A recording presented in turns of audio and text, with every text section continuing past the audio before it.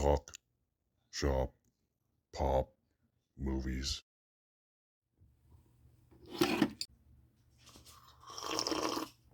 Uh, uh.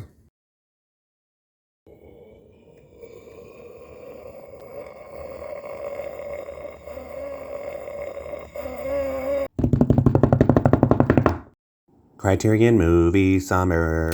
Ahoy there, this is Derek, the Convicted Cinephile, and if you're a convicted cinephile yourself, please like, share, and subscribe to the channel down below. On my channel, I like to talk, shop, and pop open, that is, movies and physical media. Today, as a celebration of hashtag A Criterion Month over on Kenny Boy's channel, Mid-Level Media, and like I always say, it's Criterion Month for us all. I thought I'd do a video, something different than just like, hey, here's some movies I got and recommendations and such.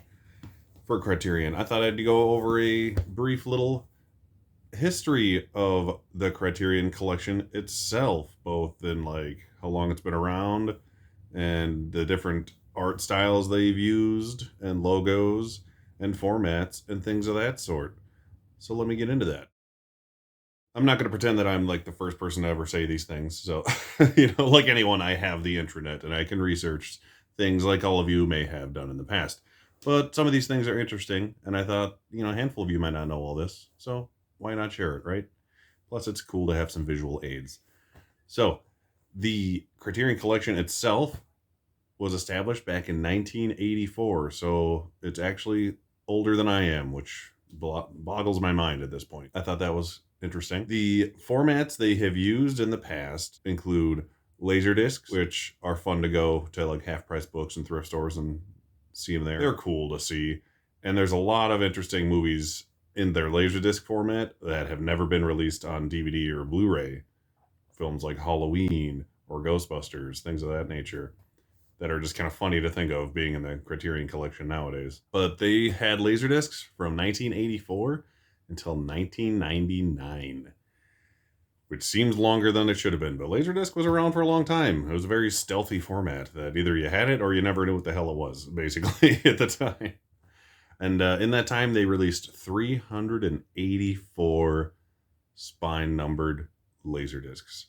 Those numbers did not translate to the DVD series that they made, and I will get more into that later. So the spine numbers on the DVDs and Blu-rays and now 4Ks have nothing to do with the Laserdisc spine numbers. Spine number 1 of the Laserdisc series was none other than the greatest film of all time, Citizen Kane, as we all know and agree upon, I'm sure. And the final number 384th was the definite Criterion masterpiece, Armageddon, which once again, no one will argue the fact that it deserves to be in the Criterion Collection. I personally love it. I used to have the DVD. I don't anymore. I wish I still did. But the crappy thing about those old DVDs is many of them were not enhanced for widescreen television. And I'm pretty sure Armageddon may have been one of those, because I remember it having giant-ass black bars on it, even on my really cool brand new widescreen 1080i projection screen television at the time. I'm old. The DVD started in 1998 and it's still going today. They still release DVDs. I kind of think it's funny when I'm flipping through them at Barnes & Noble or wherever.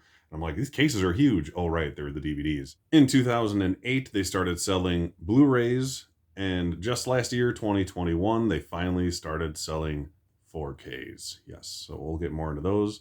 But the most interesting thing, and honestly, the reason I wanted to make this video, it's something I've learned last year during the sale, and I've mentioned it to a handful of people here and there, and nobody seems to remember it. I don't remember it because I didn't know at the time, obviously, being, a baby and such when it happened. They had Criterion Collection VHSs and even a Betamax. I don't know which one was on Betamax, but apparently one was on Beta. Could not find an image of it anywhere. But spine numbers, as far as the Laserdisc spines go, 3, 4, and 5 had VHS releases. And those films were The 39 Steps, The Lady Vanishes, and The Third Man. I may have said them out of order, I can't recall. But I have a few images of the different cassette types and case types that they had. This is what the original logo was. I had never seen that before today. I thought that was kind of funny. So that's the most interesting thing I have about the actual formats themselves, is that they actually had VHS cassettes. So if you can find one of those out in the wild, you pick that bad boy up, because it is worth something, because they didn't make many of them. Like I said previously, the laserdisc spine numbers did not translate into the DVD Blu-ray series. Spine number 1 was Citizen Kane. Spine number 1 in the DVD series, even though it was actually released after spine number 2 apparently, was The Grand Illusion, which I do not own. But it is a fantastic war movie, and I recommend you go out and watch it. But it's only available on DVD. There is no Blu-ray of it from Criterion Collection. But The Grand Illusion is a fantastic movie. That is spine number 1 on the DVDs. I wanted to get into the logos a little bit, other than the weird old logo that I showed earlier. I'm going to try to put up images just in case the ones I show are a tad blurry, because my camera is a piece of crap. This is my oldest release I have. It is a 1998 Criterion Collection DVD, spine number 23. Of RoboCop. There is a laserdisc of this as well, but it must be a different spine number because those numbers did not transfer over. But here's what it used to look like on the very top. It would say the Criterion Collection like that. Of course, it's like the one that's like embossed silver and not just written like a normal thing. But that is the old logo. You can kind of see it on the side here. If I hold it up, is it backwards? Why does it look upside down? Criterion Collection number 23. I believe the Armageddon one had this font as well, the one I owned. So this one is definitely not going to be enhanced for widescreen televisions. So there's almost no reason to own this other than it looks really cool and it's fun to have. I like the disc art on this one though. That's cool. But yeah, so that's what they originally looked like. And then later on, they started having this slightly smaller Criterion Collection wording. If you can see it up there or on the side here. So this is spine number 64. On DVD, this is The Third Man. And remember what I said, The Third Man is spine numbers 3, 4, or 5 and was on VHS as well before it was on DVD here. So, like I said, the number did not translate to the DVD. And it was like that for a good majority of the DVD run. I'm trying to think of the oldest one I have that has the new format. Most of them are re-releases. I think the first one I ever bought, I didn't grab it before, that had the new Criterion C on it, that wasn't released after the fact of an older version, was this Benjamin Button number 476, which is the weirdest damn Criterion because it's the only one with a freaking blue case and I hate it. But I love this movie, so you know, it's awesome that there's a David Fincher movie, Criterion. You know, there needs to be more. It's just the odd duck of the whole collection with its stupid blue case. I hate it. Should find a clear case somewhere in my regular set and switch it so it makes me less angry when I see it. But besides the point, that was a segue I did not plan on doing. This is the logo. It's a much easier one to see. A lot of times they pick a color that almost blends in with the artwork. This one pops a lot better, so that's why I grabbed this one. 12 Angry Men.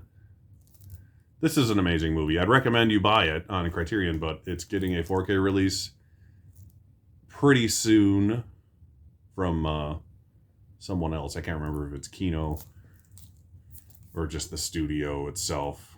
But apparently there is a 4K coming of this, so I'd recommend wait for that. But if you don't care about 4K, go buy this. This movie is amazing. It's one of my all-time favorite movies. And then finally, we have the 4K format, which we all know and love. And the only difference, really, between the look of the 4K and the look of the Blu-ray is the sticker on the front. It says it on the back, too. But, I mean, if you're just, like, eyeballing at the store and you're looking for a 4K, this is what to look for. You got the Blu-ray blue sticker and the 4K gray and black sticker. So if you see that, it's a 4K. Otherwise, obviously, even if you see that, I'd say, look at the back of the case, and it says 4K UHD there. But here's Citizen Kane on 4K. The first movie ever released on the Criterion Collection, but it is not spine number 1. Like I said, it is spine 1104, because the numbers did not translate. So I just thought I would show off the different artwork styles, the different logos they've had over the years, and talk about the different formats they've gone through. in their 38 years of existence. Most interestingly, the VHSs, since there were so few. It's like, why you stop at 3? I don't know. That was like the primary format for home video viewers. So you think they would have gone a little harder on VHS than they did. I could see them not doing beta because it wasn't as popular, but Laserdisc was the superior format, technically speaking. So I get why they did that. They could do better audio, better picture quality. They did it in widescreen on a lot of the releases, and that was a huge thing for Laserdiscs because VHSs primarily were never widescreen until later on. They did a handful here and there. Thank you for watching, and I'll see you next time. Talk, shop, pop, movies.